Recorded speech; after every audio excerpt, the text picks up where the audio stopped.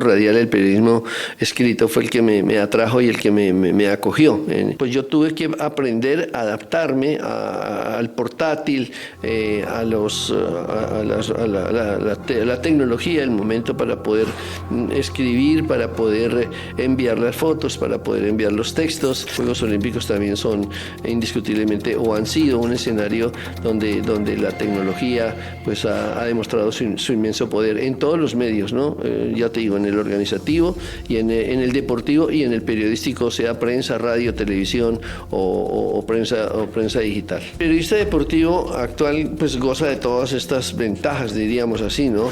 Nace y crece dentro de la digitalización. Hoy es imposible pensar, o para un hombre de 20, 30, 40 años, un joven periodista, imaginarlo utilizando las herramientas anteriores, ¿no? Hay periodistas que realmente trabajan en medios que tienen unos parámetros en cuanto a longitud de los textos, la calidad de las fotos, muchísimas cosas, y hay otra clase de periodistas que tienen, digamos, su propia página, su propia manera de expresar lo que ve o lo que quiere decir. Hay mucha lectura en papel aún, ¿no? Yo soy de los que cree que el libro o el papel no se va a acabar como medio de información. El periódico va a seguir existiendo, el libro va a seguir existiendo, la revista va a seguir existiendo a pesar de la invasión del internet o de lo digital. Todos tenemos las herramientas, los antiguos y los de ahora, pero los de ahora tienen esa responsabilidad y no creer simplemente con unos cuantos caracteres o con 15 minutos al aire, con un video o algo, con eso ya se cumplió la función periodística. Bienvenidos a un nuevo episodio de Cibervoces con Andrea García. Hoy en Cibervoces tengo el gran honor de conversar con el profe, quien es una de las voces más influyentes del periodismo radial en habla hispana. Además, es un hombre que ha sido testigo y también protagonista de la evolución del radio durante más de 5 décadas, me atrevería a decir. Y además es un pionero, un cronista y sobre todo un innovador. Un referente cuando se trata de contar todas sus historias desde la pasión, la ética y la transformación en el mundo del ciclismo. Héctor, profe, bienvenido. Para mí es un honor, como le he dicho, tenerte acá. Muchas gracias, Andrea, ¿no? El honor es para mí y un saludo muy cordial a quienes están viéndonos y encantadísimo de compartir contigo. Bueno, yo sé que no necesitas presentación, sobre todo para todos los amantes de la radio, del ciclismo, de la narración, sobre todo de fondo humano. Así que, bueno, bienvenidos. Hoy realmente no vinimos a hablar solamente de la radio de ayer, sino de cómo los medios, no solo la radio, que pues, es un medio legendario, sino todos los medios, cómo se han reinventado en esta era digital. Vamos de los micrófonos analógicos a las plataformas en streaming, de las transmisiones en AM a las comunidades digitales en tiempo real. Es una historia que creo que nos puedes contar muy de cerca, que lo has vivido en tu revista. Y bueno, Héctor, yo creo que hoy sé que nos vas a compartir pues toda tu mirada sobre este cambio que ha sido crucial. Hay un antes y un después, sobre todo con el tema de la pandemia.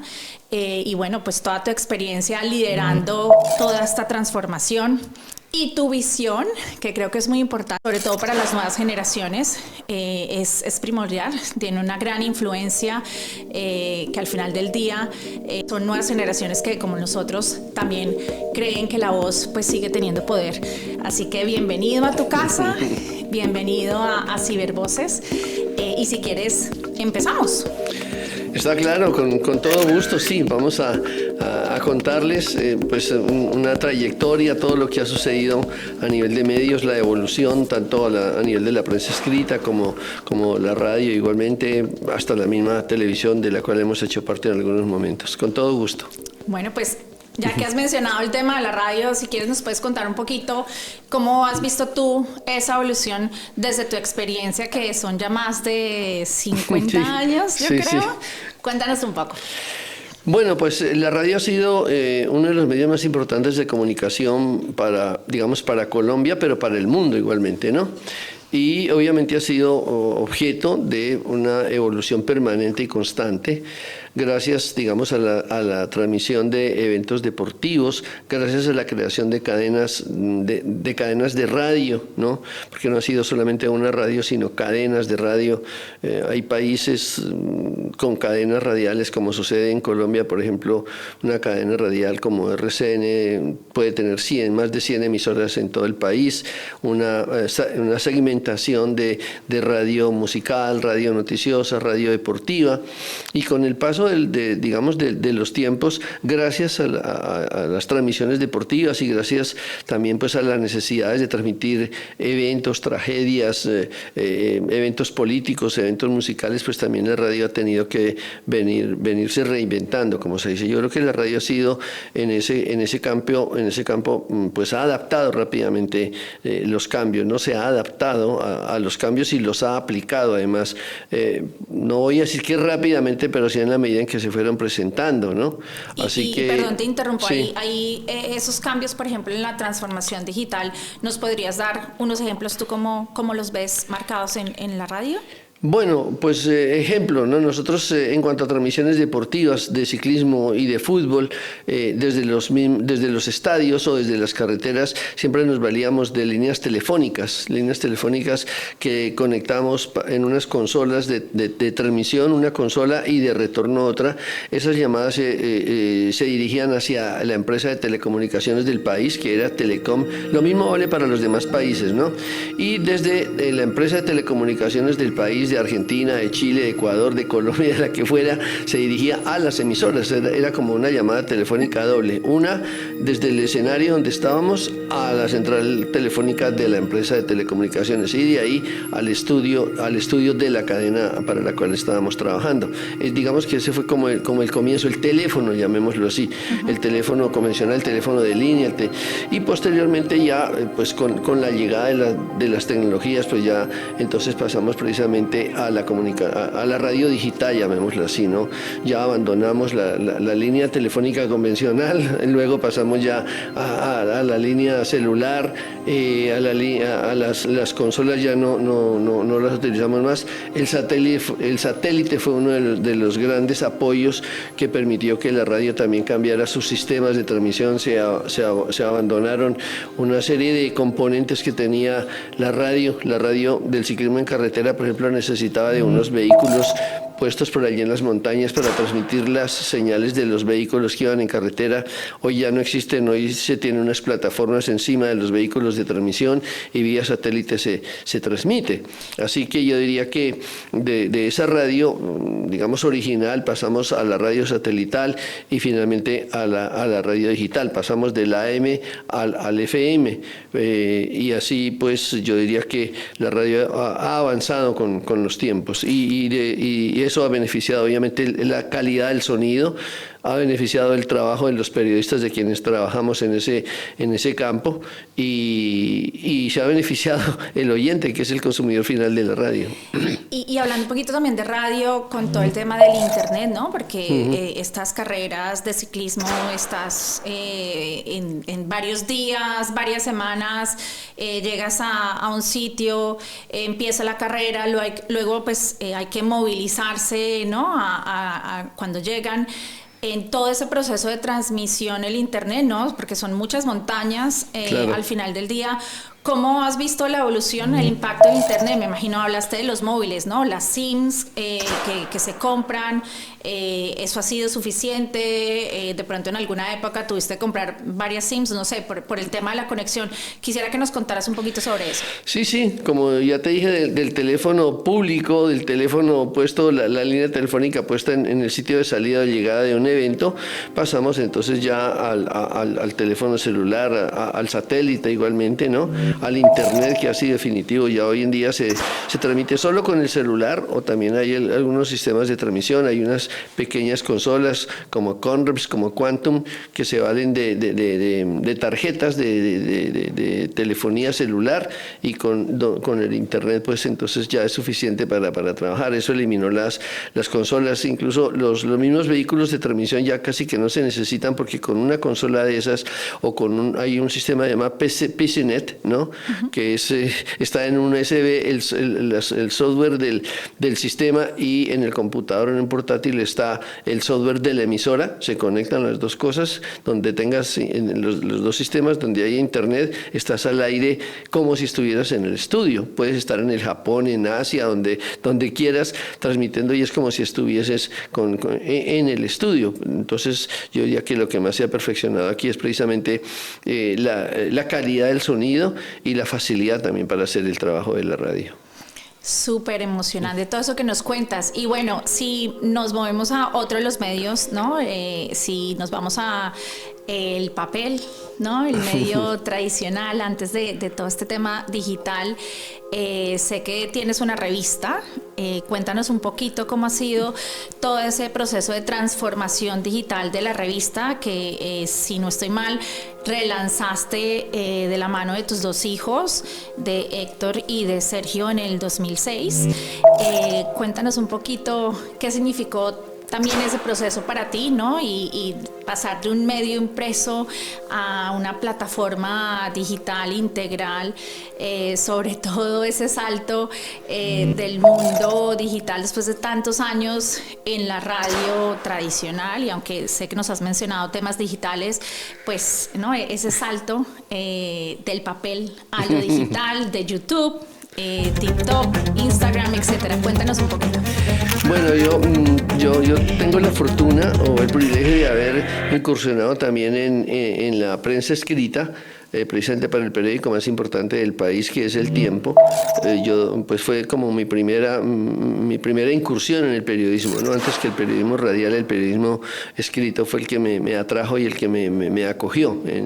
Y pasé de la máquina de escribir al telex, que era el sistema mediante el cual se transmitían y se recibían las informaciones, no solamente las deportivas, todas.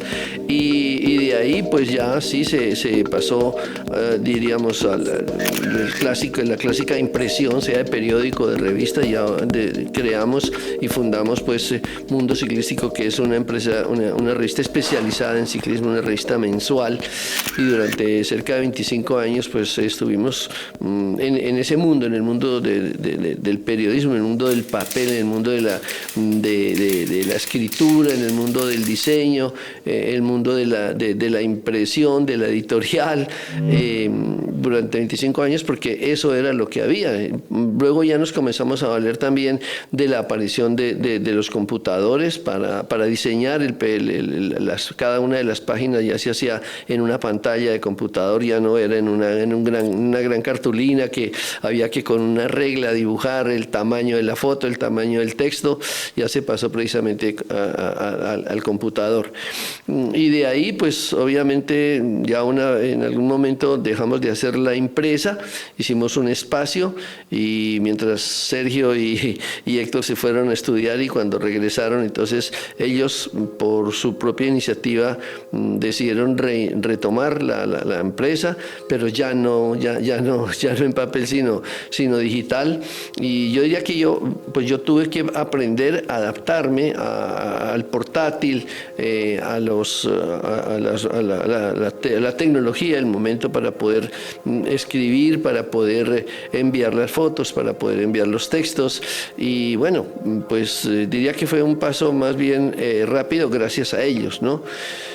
No fue tan difícil, realmente ellos lo propusieron y ellos ya venían precisamente viviendo ese mundo, eran pertenecientes a ese mundo. El que tuvo que hacer el salto, como tú dices, pues fui yo, y hemos estado también, claro, pues andando con el progreso que ha tenido la fotografía, el texto, la impresión, la exposición del material, la manera de verlo, de hacerlo, la rapidez con la cual hoy en día se publica una foto gracias a las redes, en fin, muchísimas cosas que todos los días además como que van cambiando y te sorprenden, por lo menos en mi caso. No querría decir que he venido atrás, pero he tenido que esforzarme para estar a la par con la terminología, con la tecnología, y por lo menos adaptarme a ella. y adaptar la tecnología. Pero bueno, estamos andando porque es lo que hay y Mundo Ciclístico anda precisamente pues gracias a ellos, ¿no? que tienen la actualidad en sus manos. Héctor, pues muchísimas gracias por compartir pues esa experiencia, ¿no?, de transformación desde dentro, ¿no? Pasar de una redacción que prácticamente, ¿no?, del paso del plomo a la nube y de la voz al clic. Y bueno, esperamos poder seguir viendo muchísimas cosas más en Mundo Ciclístico desde lo digital y también pues desde el papel. Y bueno, si pasamos también, porque sé que en toda esa experiencia profesional que tienes, has participado en los Juegos Olímpicos, ¿no? Yo tuve la oportunidad, era pues uno de mis sueños poder estar presente y asistir y pude ir a los Juegos Olímpicos de París. Me encantaría, sé que ahí has participado en los Juegos Olímpicos y perdón, voy acá a revisar muy bien porque claro, has estado cubriendo 14 ediciones de Juegos Olímpicos, 13 como periodistas y uno como deportista. Cuéntanos un poquito de eso y sobre todo cómo has visto esa evolución, porque claro, 14 ediciones, ¿no? Esa transformación digital tiene que haber sido tremenda. Sí, no hay duda que el deporte ha sido uno de los grandes beneficiarios de la evolución de la tecnología, ¿no?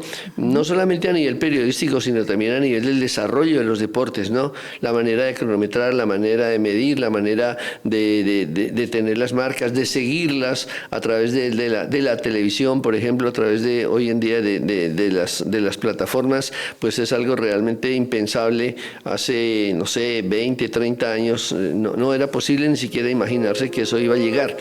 En efecto, yo creo que el gran salto o esto de la gran tecnología a nivel de los Juegos Olímpicos apareció en los Juegos Olímpicos de Múnich en 1972.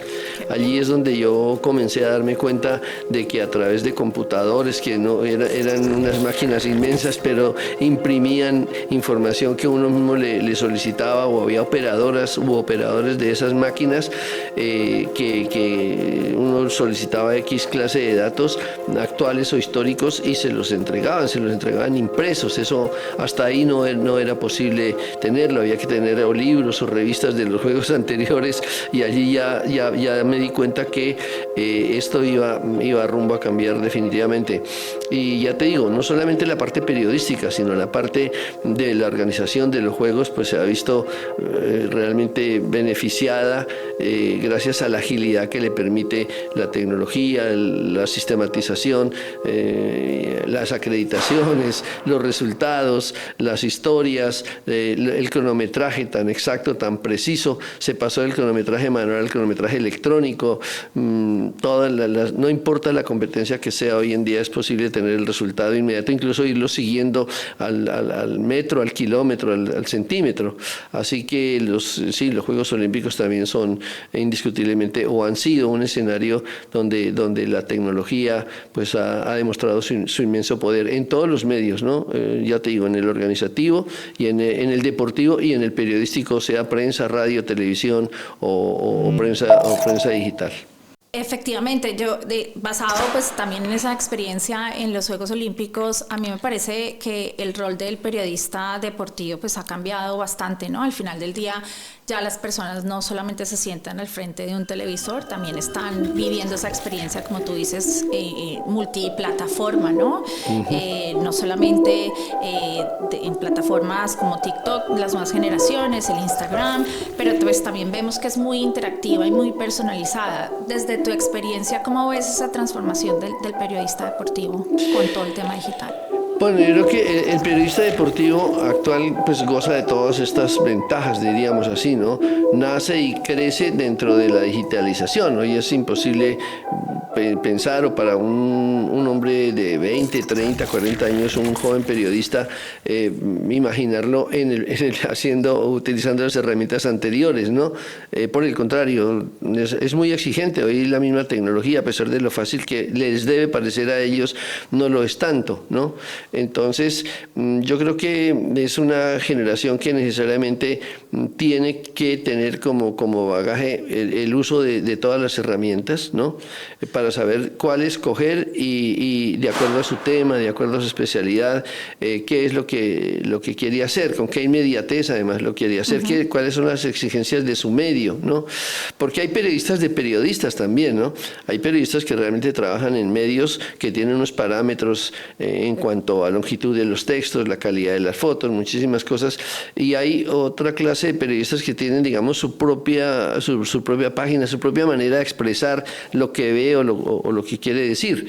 Pero aquí yo querría hacer énfasis en algo, ¿no? A pesar de la tecnología, a pesar de los avances fantásticos de la tecnología, el periodista no puede dejar de estudiar, de investigar, de buscar la objetividad y la veracidad del deporte, el conocimiento del deporte. No nos podemos contentar con 30 caracteres o con una opinión de 15 segundos o 20 segundos, porque yo creo que no es suficiente información ni suficiente ilustración, y el periodista hoy, como los de antes, están obligados a eso, a estudiar, a investigar, a preguntar y a buscar la mejor manera de informar en cualquiera de los medios, sea plataforma digital, sea medio tradicional, radio, televisión, lo que sea. Ahí has tocado un tema muy importante, y es el tema de la preparación, ¿no? Y sobre todo la veracidad de la información, que es crucial, pues, en los medios de comunicación. ¿Has usado ChatGPT y qué piensas? ¿Es verídico todo lo que dicen? Cuéntanos un poquito. Yo la he usado un poco realmente, pero las veces, en algunas oportunidades la he encontrado imprecisa. No necesariamente es la verdad revelada, está claro. No sé otras modalidades de inteligencia artificial, pero esta, que es la que, digamos, la que rápidamente adapté y a la que me ha servido, le he encontrado, no en una, sino en varias oportunidades, algunas imprecisiones, ¿no? He preguntado, por ejemplo, ciertos datos, ciertos eventos, sobre todo a nivel de eventos, ciertas historias, y no tienen errores de concepción o errores cronológicos, de fechas, de datos, de personas. Por eso no puede uno pensar que necesariamente ahí está la verdad revelada. Muchísimas gracias. Yo creo que eso es un consejo muy importante para todos los comunicadores, los periodistas, las personas que están en estos medios, para que lo tengan muy presentes, incluso también en las otras industrias, y que utilicen plataformas de inteligencia artificial. Hay que revisar siempre la información y no es la verdad absoluta. Bueno, y si volvemos un poquito más también al tema de los Olímpicos, ¿no? París 2024 no fue solamente pues un gran evento, sino que tuvo muchísimos desafíos, ¿no? Desde todo el tema pues físico, ¿no? Esa infraestructura gigante que tuvieron que tener, pero ya viendo el tema digital, ¿no? Esos desafíos digitales, todo el tema de posibles amenazas cibernéticas. ¿Cómo viviste tú eso, no? ¿Cómo sentiste esas amenazas estando ya presente en esas transmisiones? Incluso la amenaza ciberterrorista que podía existir un día. De hecho, me acuerdo que, no sé, nos despertamos con la noticia que los trenes, hubo como un sabotaje o algo así en los trenes, y no se sabía si era un ataque cibernético. ¿Tú cómo viviste esta experiencia donde al final del día, pues, ya no estamos viendo ataques físicos, sino ataques en el ciberespacio? No hay duda que esa es una amenaza más, ¿no? Yo viví el ataque terrorista de los Juegos Olímpicos del 72 en Múnich, ¿no? Wow. Y también, atentado también que hubo en los Juegos Olímpicos de Atlanta, ¿no? Y ahora pues yo diría que estamos más expuestos con la tecnología, porque se supone que un ataque armado, ¿no? O un ataque terrorista armado, como el que sucedió en Múnich, o con explosivos, como sucedió en Atlanta, por ejemplo, también, ¿no? Está en manos de alguien, ¿no? De unos pocos, llamémoslo así, unos cuantos que son los que van a ejecutar un atentado o un ataque, ¿no? Pero la tecnología hoy en día creo que está al alcance de mucha gente. El hacker, el ciberterrorista, como tú lo llamas, me parece que puede aparecer en cualquier parte. Se especializan, aprenden, investigan, les enseñan, los inducen y pueden perfectamente atentar contra cualquier evento, contra cualquier institución, ¿no? Lo que sucedió en París, y eso fue digamos, sí, se determinó finalmente que había sido un mini atentado contra la red férrea de París y de Francia en general, porque fue un ataque a un sistema férreo, ¿no? Y eso fue delicado. Así pudieron también, no sé, o se podría atentar contra muchas otras, por ejemplo, el sistema de cronometraje, ¿no? El sistema de comunicaciones que impida una transmisión de televisión. Así que son muchas digamos, los riesgos que se corren hoy en día, pero yo también creo que las mismas organizaciones, las mismas autoridades policiales, pues tienen en cuenta que eso está ahí, que eso existe, que seguramente hay que perfeccionar también la manera de vigilar, de prevenir esta clase de ataques, porque se sabe que es posible que sucedan, están a la mano. Ya te digo, mi preocupación es que no están al alcance de pocos, que son los que le han ejecutado los atentados armados o con explosivos, sino yo creo que son mucha gente en el mundo la que está en condiciones de hacer un ciberataque digamos, en este caso al deporte o a los grandes eventos del deporte. Pueden apagar un estadio, por ejemplo, ¿no? Claro. En cualquier momento pueden apagar un estadio. En fin, muchísimas cosas pueden suceder. Y hablando de eso, bueno, hablamos de apagones, ¿no? De estadios, pero si nos vamos un poquito también como temas de información, de datos personales, por ejemplo, no sé, riesgos como robos de datos. ¿Tú crees que los medios realmente están preparados para estos tipos de ataques? ¿Has visto en todo el proceso como periodista preparación? ¿Has tenido algún tipo de preparación frente a este tipo de riesgos, simulacros, incluso, también incluso el manejo de información que utilizas? Bueno, yo no creo que estemos tan preparados en los medios como deberíamos estarlo, ¿no? Partiendo de la base de lo que ya hablamos, en cuanto que es un riesgo que está latente, está ahí, que se puede presentar en cualquier momento, cualquier día, cualquier hora, y no me parece que estemos tan preparados ni personalmente profesionalmente a nivel individual. Y seguramente hay muchas empresas que están tomando medidas para protegerse, ¿no? Para proteger, así como lo hacen los bancos, ¿no? Para proteger datos, para proteger cuentas. Yo creo que las empresas de comunicaciones también. Cuando yo creo que para las empresas de comunicación la preocupación es que no vayan a sufrir daños sus sistemas de comunicación. Porque qué tal una radio fuera del aire o una televisión fuera del aire en cualquier momento. No puede ser un día normal, o puede ser en un super evento, el Super Bowl, por ejemplo, que de un momento a otro se fue la luz o se cayó la línea, se cayó la transmisión de televisión, o se cayó la transmisión de radio, o se cayó todo el internet y no se pueden estar enviando las noticias, las fotos, lo que está saliendo de manera inmediata. Entonces, yo creo que debe haber empresas, al igual, te repito, que el sistema bancario, que tratan de protegerse, bueno, y otras muchas entidades, pero los medios de comunicación me parece que están, algunas o muchas, apenas estarán comenzando a pensar cómo hacer y cómo capacitar el personal también para aprender a defenderse de esa clase de ataques y prevenir esos riesgos que están ahí a diario. Héctor, profe, Pues tú has vivido, y perdón que te tuteé, pero has vivido pues muy de cerca, ¿no? La evolución de los medios de comunicación, no solamente en Colombia, sino también en España, en Italia, sé que has vivido en Italia, etcétera, cubriendo pues muchos eventos, especialmente de ciclismo, recientemente, también la Vuelta a Cataluña. ¿Cómo has vivido esa evolución de esos medios de comunicación, no solamente del país, sino los extranjeros?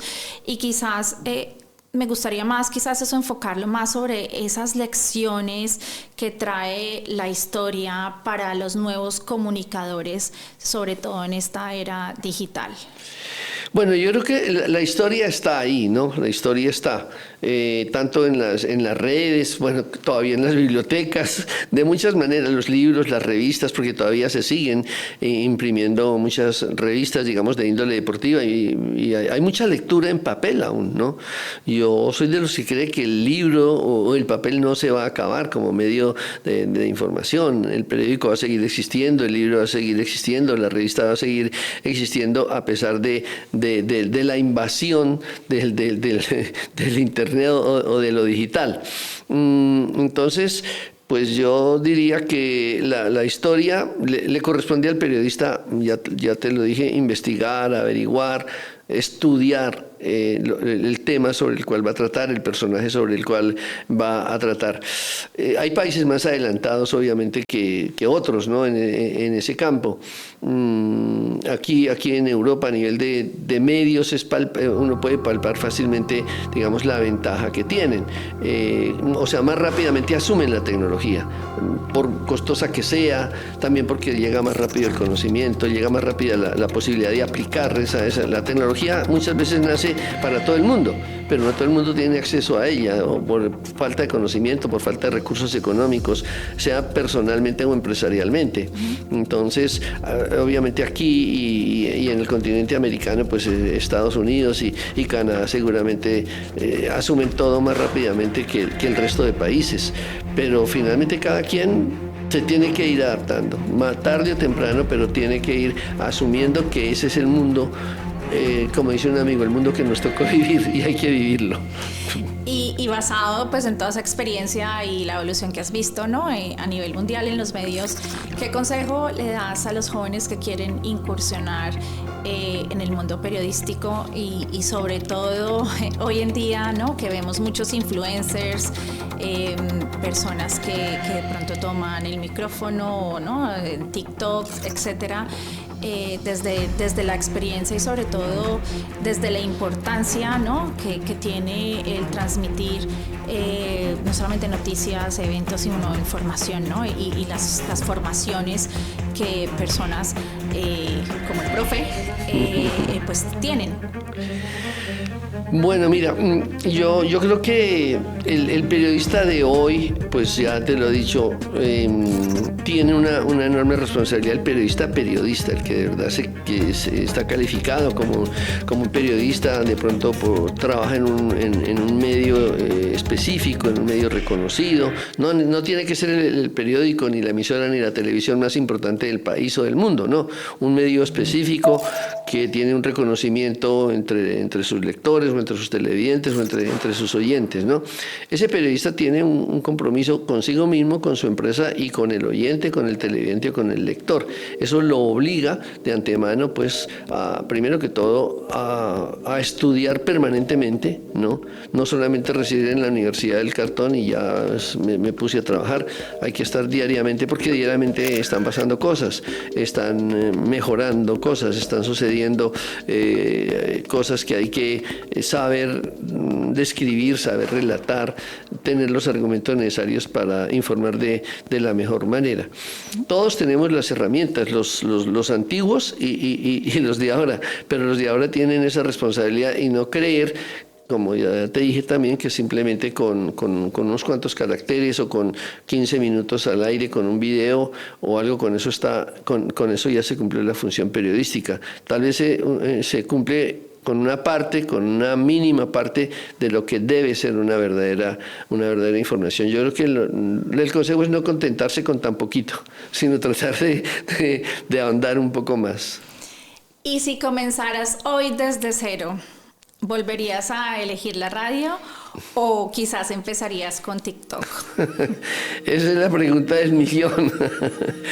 Yo volvería a comenzar con la radio, pero rápidamente querría aprender TikTok, a manejarlo y a utilizarlo. Y profe, cuéntanos de dónde viene el profe.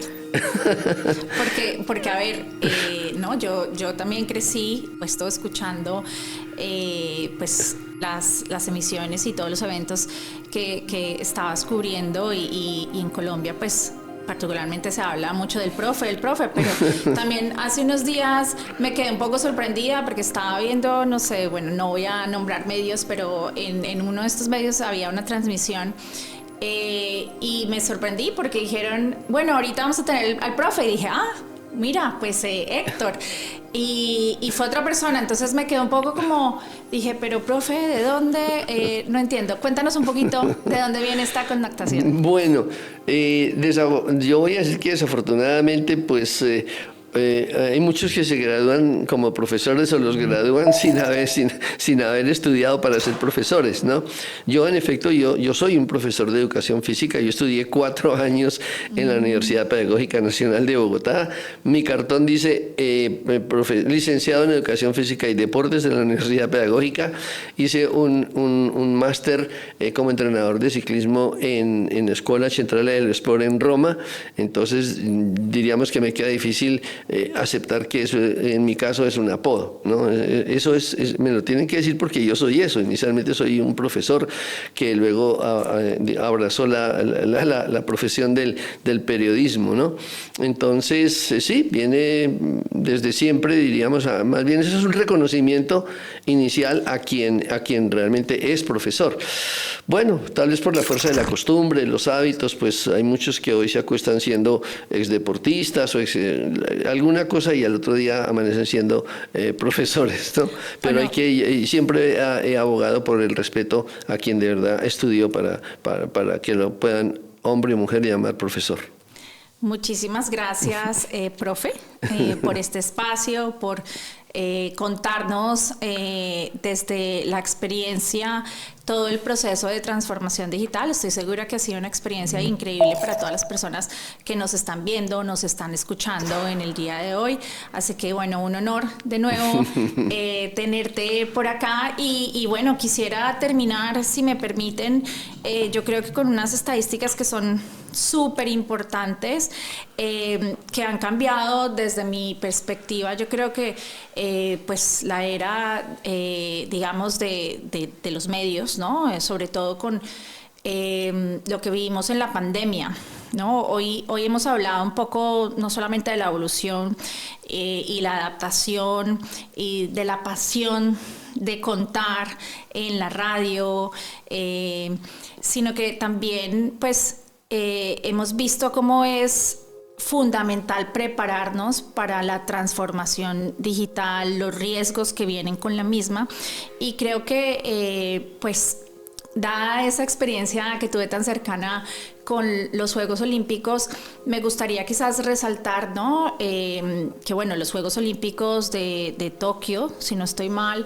pues no se pudieron dar por el tema de la pandemia. Exacto. Entonces, creo que ahí hubo un antes y un después. En esos momentos yo creo que hubo, si no estoy mal, más de 3.000 millones de personas que siguieron los Juegos Olímpicos en plataformas digitales, ya cuando se pudieron realizar. También se registraron más de 28 millones de visualizaciones de video, no solamente en los canales oficiales, y hubo más de 6.1 millones de interacciones en redes sociales, lo que efectivamente nos lleva a recordar que el deporte pues ya no se ve, se vive en vivo y en directo, se comenta, se comparte en el mundo digital.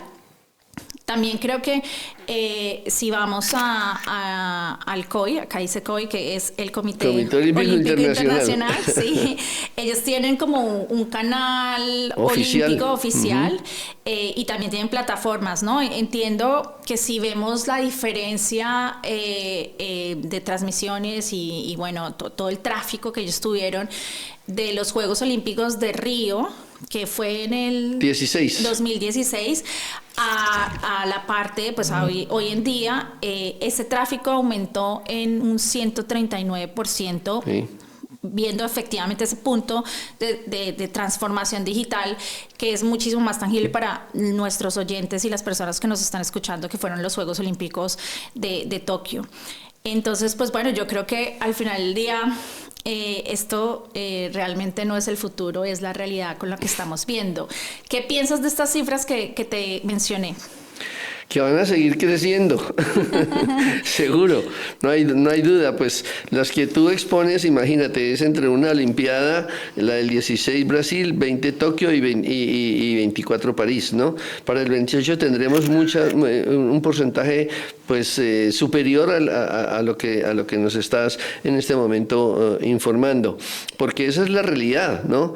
Hoy en día estamos interconectados, hoy en día el mundo está interconectado para todo, absolutamente, para lo bueno, para lo malo, para lo regular, y el deporte pues no es la excepción, la política tampoco lo es, la música tampoco lo es, los conciertos hoy, por ejemplo, los ven millones de personas, no necesariamente por la televisión tradicional, o no se transmiten por la radio tradicional, ni se da cuenta en las revistas tradicionales, ¿no? Se ven, se quintuplica o se duplica o se triplica la cantidad de quienes lo vieron o lo oyeron o lo escucharon gracias a las redes, gracias a las plataformas, exactamente, ¿no? El cantante de hoy no se preocupa por el disco, se preocupa es por la plataforma, ¿no? Y así el artista y todo está y todo va a seguir creciendo y todo va a seguir progresando y mejorando, indiscutiblemente las cifras van a seguir aumentando exponencialmente cada día, cada año que pase, porque cada evento va a tener su propio deporte, cada equipo hoy en día tiene su propio canal, cada entidad tiene su propio canal. También Panam Sports, por ejemplo, para hablar de América, tienen un evento de nivel continental en América y Panam Sports tiene su propio canal y hay más canales que transmiten. Hay equipos de fútbol que tienen su propio canal y equipos de baloncesto y equipos, bueno, de su propio canal, no los canales tradicionales. Entonces eso te multiplica las audiencias de una manera impresionante y los Juegos Olímpicos no van a ser la excepción, ya no lo son y van a seguir siendo propiedad del mundo real que es el que estamos viviendo. Bueno, pues está claro que mientras que nos preparamos para los próximos Juegos Olímpicos, los números pues dicen muchísimo, ¿no? Hablan por sí solo. Así que Héctor, nuevamente, profe, un placer, un honor. Gracias por haber sido testigo y también un protagonista de esta transformación digital. Muchísimas gracias también por tu voz, por tu historia y pues por seguir pedaleando en el mundo digital y bueno, sobre todo hacia lo que viene en el futuro. Muchísimas gracias por tu tiempo. A ti, Andrea, muchísimas gracias por invitarme a Cybervoces, ¿no? A todos los personajes y personas que nos han visto, que nos han escuchado, gratitud y pues ha sido para mí el honor y el gusto de compartir contigo y quienes te siguen en este podcast. Gracias. Gracias. Muchísimas gracias, profe. Y bueno, seguiremos también siguiendo las redes sociales de Mundo Ciclístico, también escuchándote en el programa que tienes de radio. Y bueno, a todas las personas que también nos están viendo y escuchando en el día de hoy, muchísimas gracias. Esperamos que ha sido un episodio que les haya fascinado con toda la historia desde alguien que realmente lo ha vivido y muy desde cerca. Y los esperamos en los próximos episodios de Cybervoces. No olviden seguirnos en las redes sociales.